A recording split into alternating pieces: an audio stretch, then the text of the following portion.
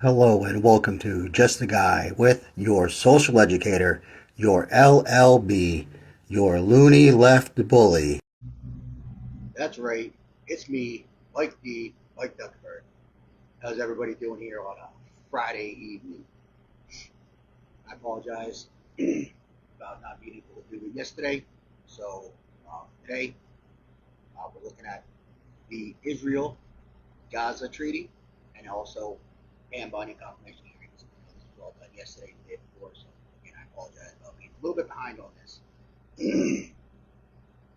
First, let's get into the Hamas Israel Gaza Treaty. Okay, just like to say, guys, this doesn't happen if President Trump isn't elected. All right, let's just get that out of the way. If Kamala Harris would have won, the voters are, this would not be going well, or even be going this way with the Gaza Israel talks, right?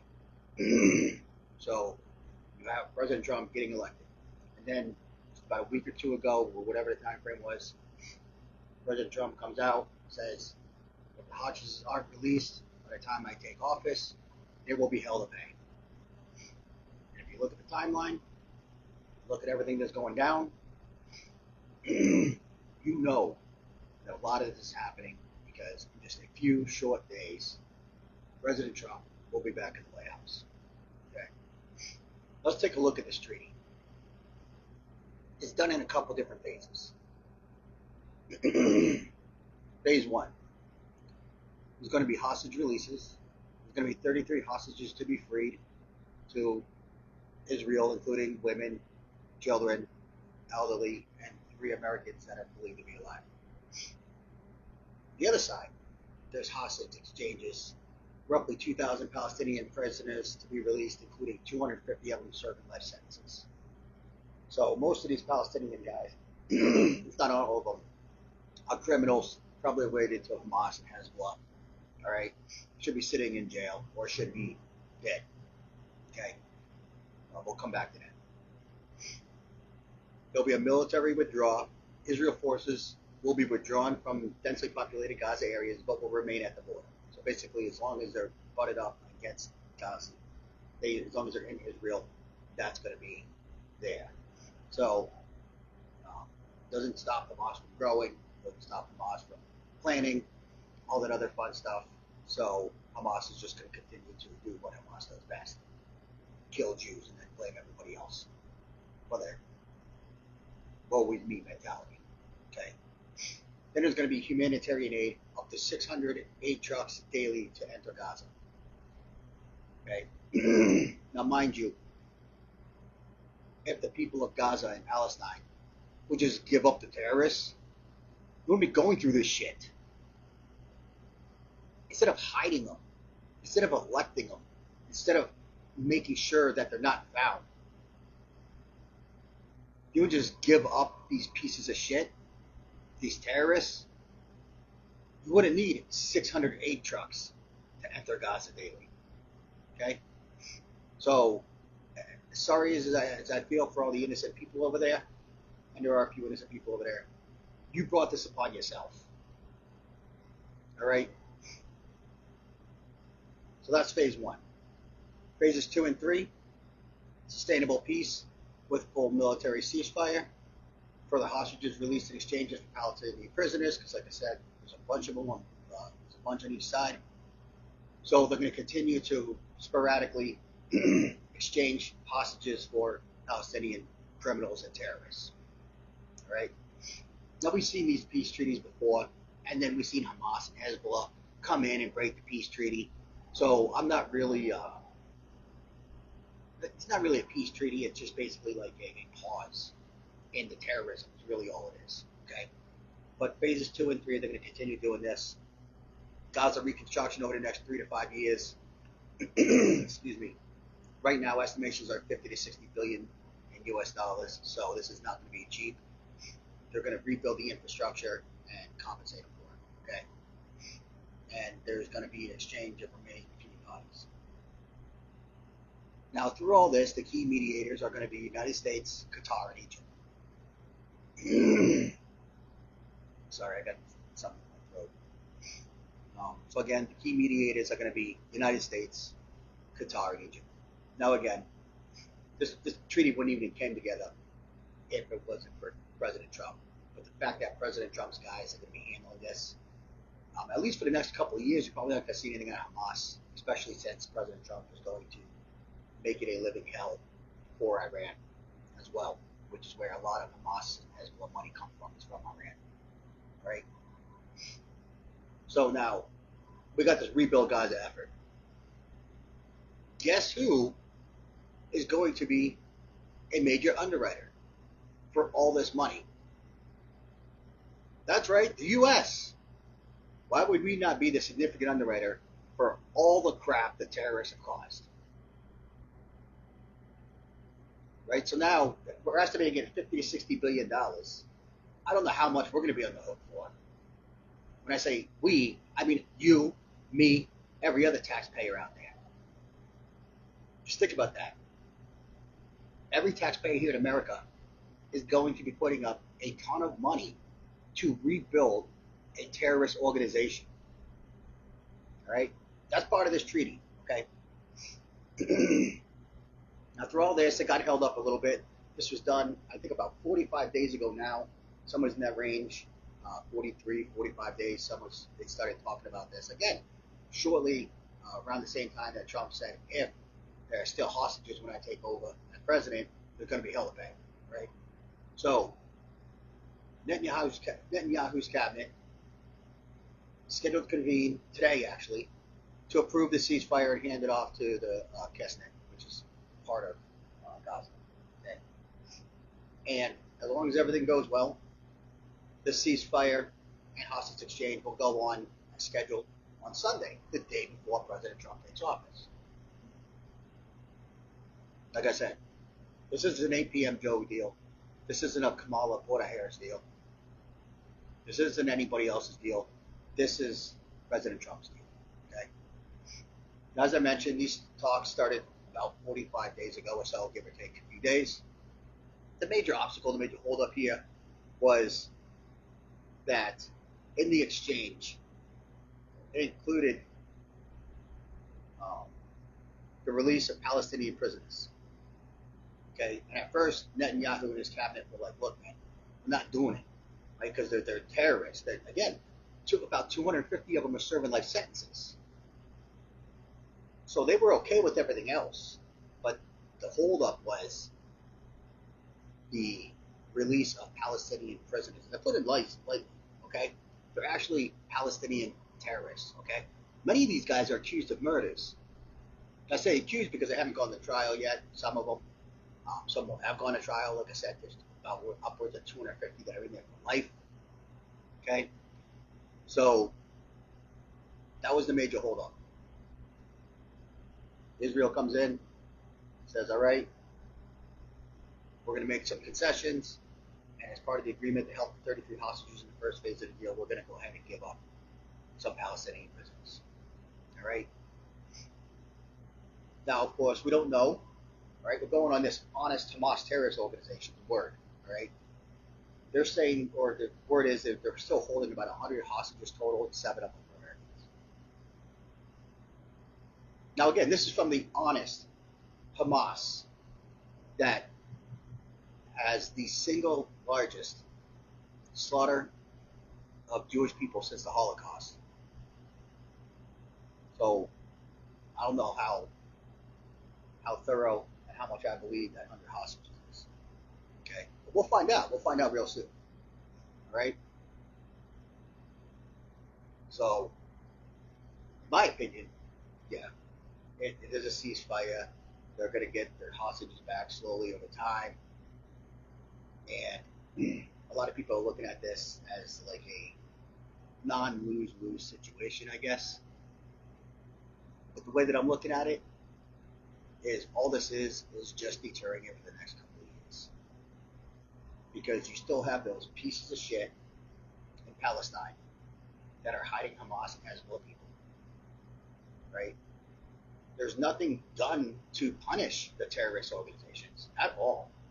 Did you hear anything in there that restricts Hamas or Hezbollah from doing the same crap over and over and over again? We're just going to have a ceasefire. Great. This is like the 3,000th ceasefire that they've had. Obviously, it doesn't mean shit to them. Because if it did, we wouldn't be in this predicament today, right? So if you ask me, this is a lose situation for Israel. Now, I'm not going to say that Netanyahu made a bad decision. I mean, it's him. It's his country. He does what he needs to do. I understand that. But if it were me, I wouldn't have accepted it. I've been like, look, one, I'm not giving up terrorists back to you. It's not going to happen. Two, not only am I not giving up terrorists to you, but we're taking care of that terrorist organization called Hamas over there in your damn country. Once we do that, then we can have a ceasefire and maybe actually talk about peace. Maybe actually talk about working with each other. As long as you got those terrorists over there, those anti-Semitic, Jew-hating, Jew-killing terrorists, this is just a temporary deferment of violence. That's all that is. Okay?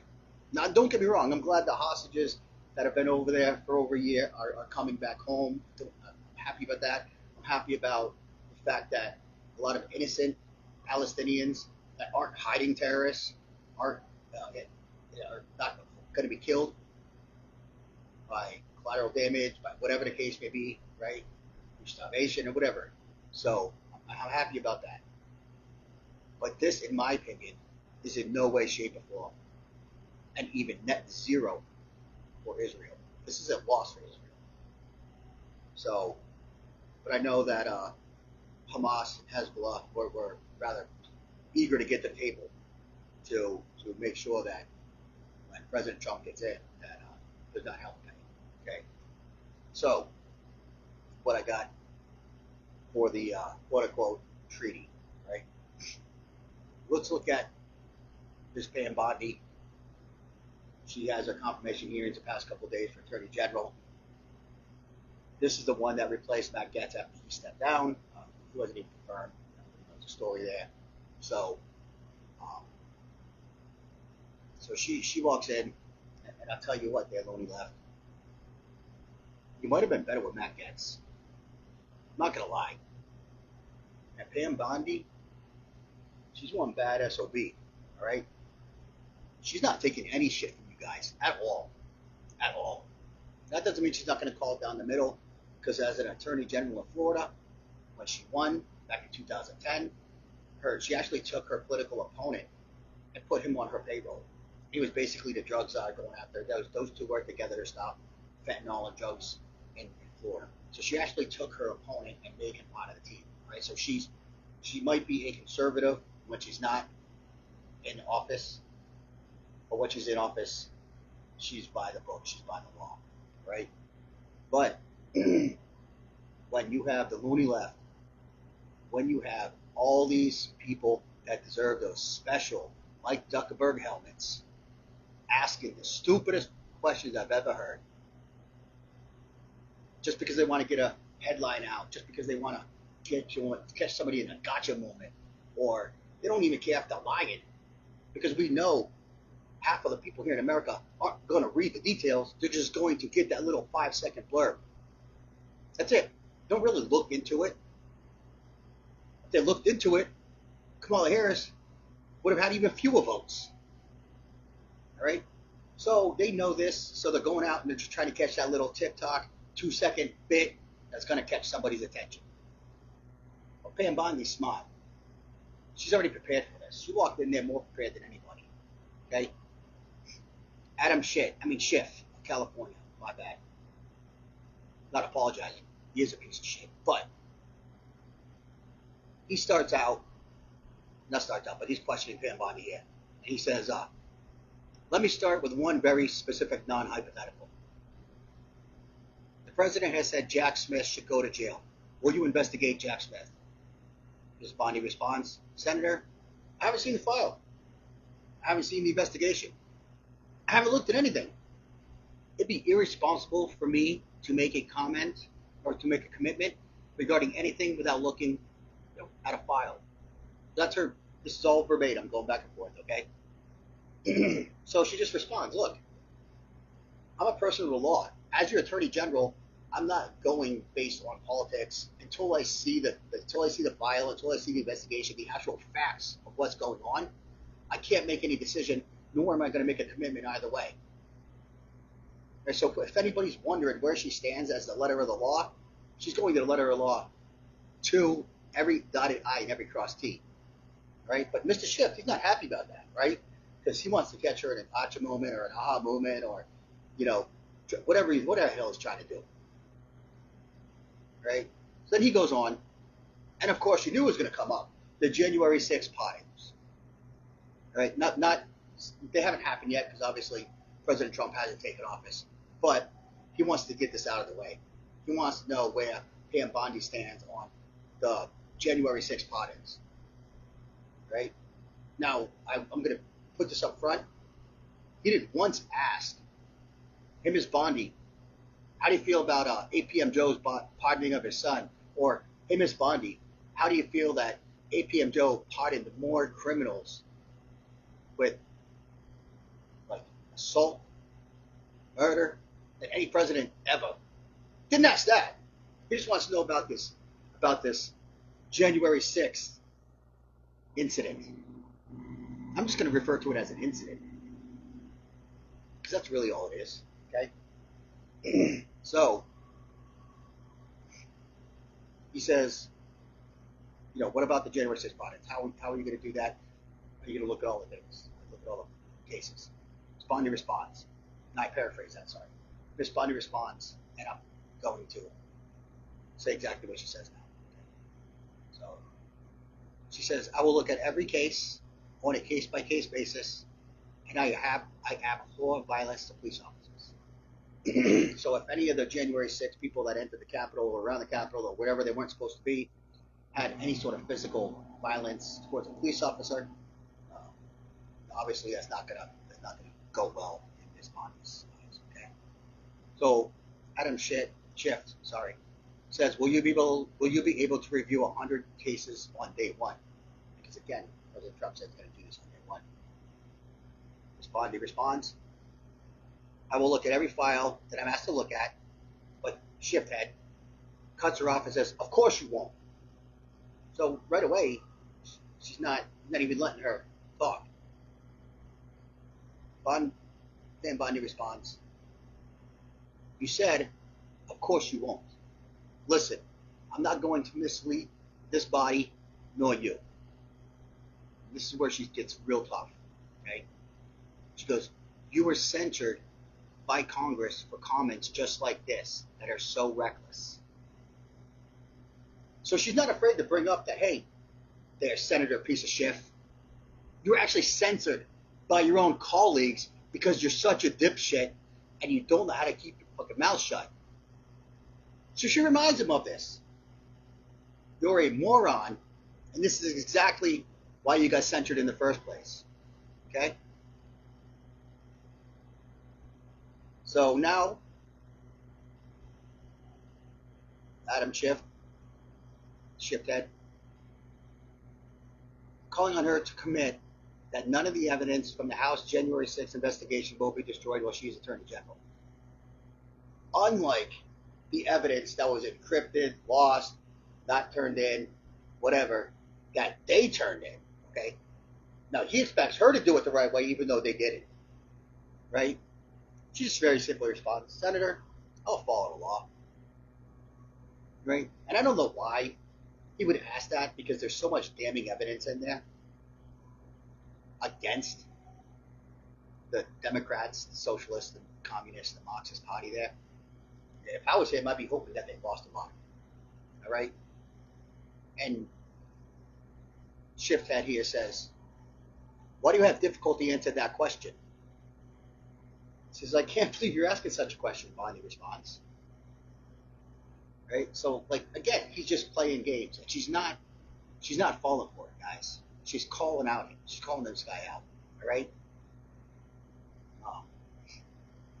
Then he moves on, and he wants to know about former Representative Liz Cheney, the fought from Wyoming, the fake-ass Republican trader, right? And so he's asking about, is there possible investigation for former Representative Liz Cheney. And Bondi responds, and I quote, "No one has asked me to investigate Liz Cheney. We're also worried about Liz Cheney, Senator. You know what you should be worried about? The crime rate in California right now is through the roof. Your robberies are 87% higher than the national average. That's what I want you to focus on, Senator. We're worried about poor old Liz Cheney, about witness tampering, and about rules she broke, and laws she broke, and encrypted data that she's turned in with encrypted passwords and everything else that you can't get into. But yet, in his state where he's from, robberies are up 87% higher than the national average. But what he's doing, he's worried about saving his own ass. That's what he's worried about. Okay? So, of course, you know, the exchange with Shithead there didn't go very well for him. Got to give that round to Miss Pam Bondi. Okay? We also have another dumbass from California, Senator Alex Padilla. He calls out Miss Bondi and says, visiting Philadelphia during the 2020 election aftermath, where she appeared with Rudolph Giuliani for a press conference and proclaimed, "We've won Pennsylvania." Okay, this goes to what they call the election deniers, right? Which you have election deniers in 2016, you got election deniers in 2024. So, okay, that's all I got to say on that. He asks Mr. Padilla, dumbass from California, that's what the D stands for, guys, dumbass. Do you have any evidence of election fraud or irregularities in the 2020 election? Now Ms. Bondi begins to respond. I have traveled to Pennsylvania. Dumbass Padilla repeatedly cut her off as she tried to finish the sentence and remind her of her oath. You know, you're under oath, you took an oath as an attorney general, you can't lie, blah, blah, blah, blah. Now again, you guys, socialist, Marxist, communist party, probably were better off than that gets. Remember that. She responds, you pointed your finger at me and said you were speaking. Let me answer your question. I'm not going to be bullied by you, Senator Padilla. I guess you didn't want to hear my answer about Pennsylvania. So she's just calling these guys out left and right. She's not afraid to stand her ground. She's not afraid to call an ass. Right? So good for her. So if you think in any way, shape, or form that when these dumbass socialist, communist, Marxists try to pull some crap on Miss Bondi as Attorney General, think again. It's not going to happen. Right? She'll tell you no. She don't care if you're President Trump. If she thinks it's against the law, she's going to tell you no because she's a woman of the law. Right? So, Mr. Padilla, dumbass from California. Shithead, dumbass from California. You guys are 0-2. Pam Bondi, 2-0. You're going to stay on the West Coast. Then another dumbass from Hawaii. She already made a scene for herself. They got laughed out of the confirmation hearing for Pete Hegseth. So why not do it again? Senator Mazi Hirono, dumbass senator from Hawaii. She says, Pam Bondi, we already know the stupid questions she asks. We saw it in Pete Hegseth's confirmations. So don't expect anything better than that, okay? She says, and I quote, you have an incoming president who said, I have the absolute right to do what I want to do with the Justice Department, and in fact, President-elect Trump considers the DOJ to be his personal law firm. And then she goes on to ask Ms. Bondi, I ask you this. If President-elect Trump asks, suggests, or hints that you as Attorney General should investigate one of his perceived political enemies, would you do so? Before we get into what Pam Bondi says, I love the fact that she's concerned about the Attorney General investigating one of the president's perceived political enemies. That'd be horrible, man. That would be. When was the last time we seen that happen? Anybody. When was the last time a president tried to incarcerate, take off the ballot is a political opponent? Anybody? When was the last time we saw that? It's got to be a long time ago. I think it was like maybe it's like 3 months ago, right? So, Ms. Hirono, thank you for asking another stupid ass question. But Ms. Bondi begins to respond. And I'm quoting Senator Hirono, I wish you had met with me. Had you have met with me, we could have discussed many things and gotten to, that's where she stops, because she's interrupted by Miss Hirono, dumbass from Hawaii. I'm listening to you now. Could you please respond to the question? What she's doing, okay? So Miss Bondi responds, you were the only one who refused to meet with me. But what we would have discussed is that it's the job of the Attorney General. And again, Ms. Hirono interrupts.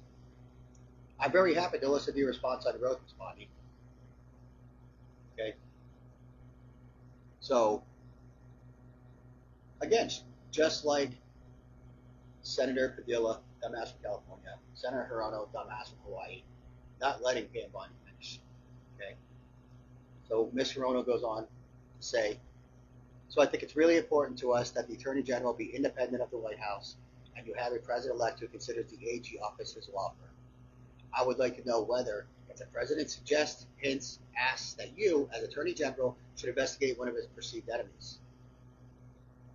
Again, Ms. Bondi, it's going to be 3-0. Just so you know, all right? She's already knocking out another one here. She responds, I certainly have not heard the president say that, referring to calling the Attorney General his law firm. Yeah, she goes, I certainly have not heard the president say that. But what I will tell you is 2/3 of Americans have lost faith in the Department of Justice, and it's statements like that, I believe, that make the people continue to lose faith. So again, just like I said before we went into this, these guys don't care if they lie. Because they know that this isn't going to be fact-checked by MSM. It's not going to be headline news that, Ms. Hirono, Mr. Padilla, Mr. Schiffhead, they all lied. They said made up falsehoods just so that they can get headlines. And even if it is fact-checked, it's going to be done so much later down the line, and it's not even going to make the news that you're not even going to know about it any damn way. Okay, that's why they can get away with lying like they do, because they know that even if they are fact-checked, it doesn't matter because you already heard the lie, and that's what's going to be stuck in your head. Okay, and she's 100% correct, right?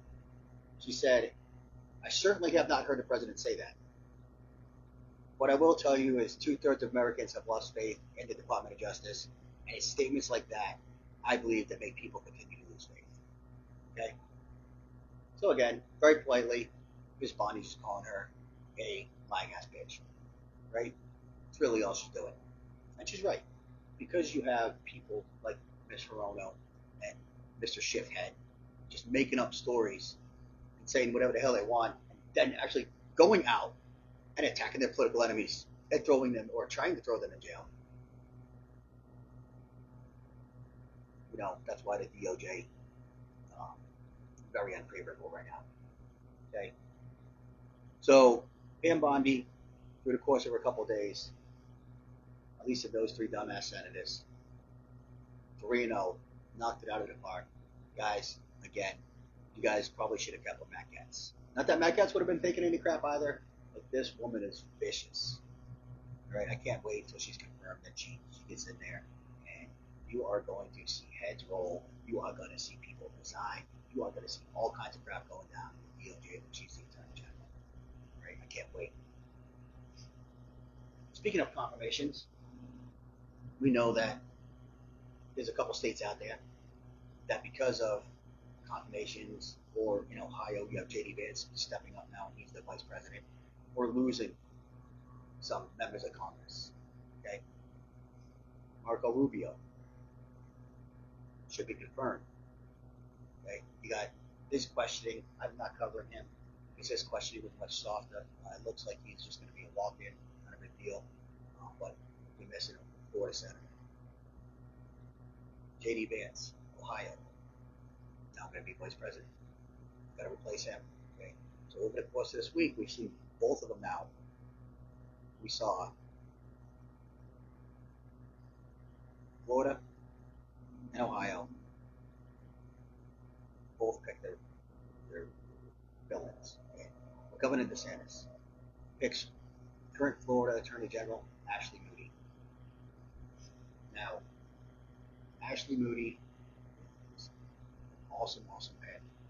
If you actually would have watched her speech following it, she's actually very funny, very articulate, very high energy. Okay, so it wasn't one of your dry political statements like, "Hey, thanks for picking me," blah blah blah. She actually has some personality behind her, so if you get a chance to watch it, it's actually very entertaining. Go watch it. I recommend you do.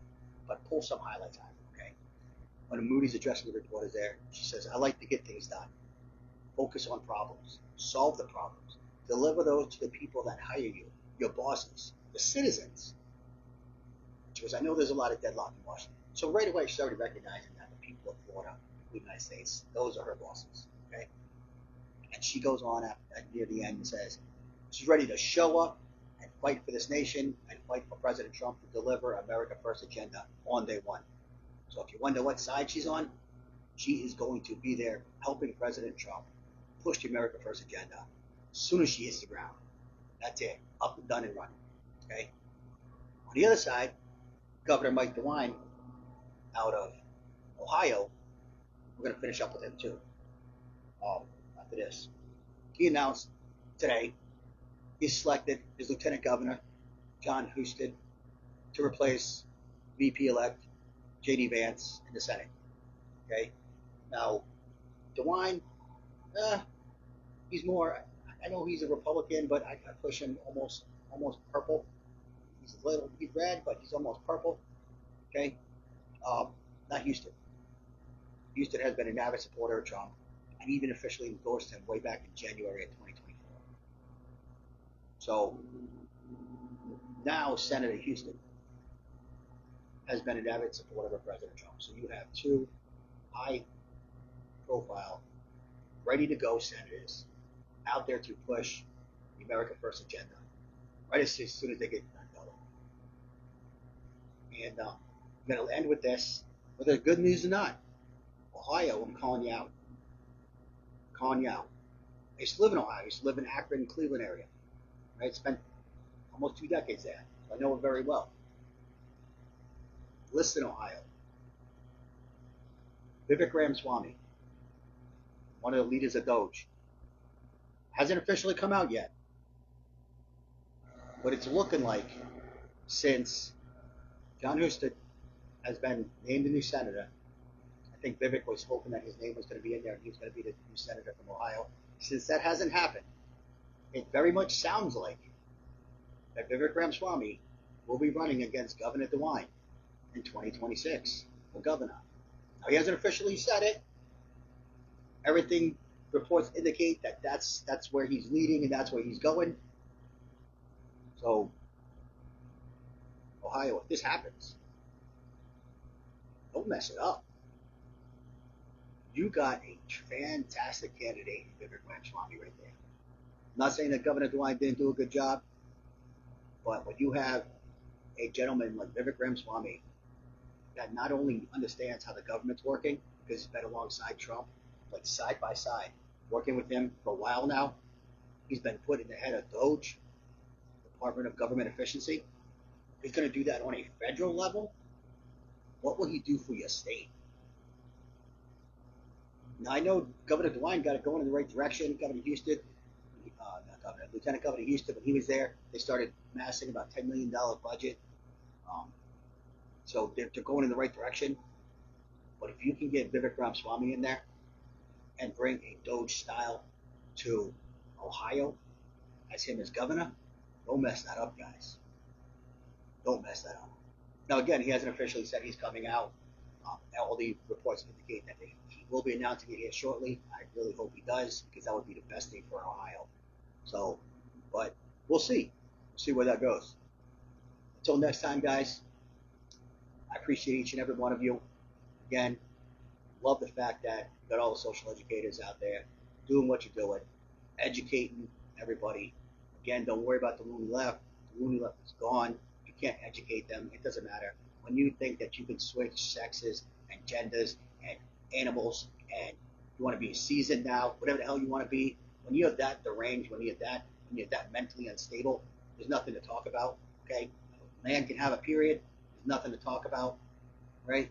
But for those people, even if they vote on the Democrat side, but they still are logical and they still have the capacity to listen and learn, those are the ones we need to be educating. Those are the ones that we need to keep on the side of sanity. And it's your job, just like it is my job. I come out here 2 or 3 times a week to help educate you guys so you guys can go educate others. Let's keep the social education going. Let's grow this army of social educators. Again, in this army, though, there's no woke generals. Don't have to worry about that. You guys are doing awesome. Appreciate each and every one of you tuning in on YouTube at Mike Duckerberg, Just a Guy, or Rumble, Just a Guy, Mike Duckerberg, Facebook, wherever it is you tune in. Remember, especially on YouTube and Rumble, please like and subscribe. Help us out.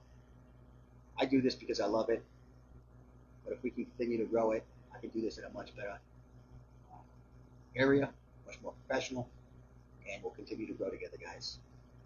Love each and every one of you. You know I'm going to pray for you all. And always remember, give glory to God. Without anything that we do, say, every single day, it's not all done.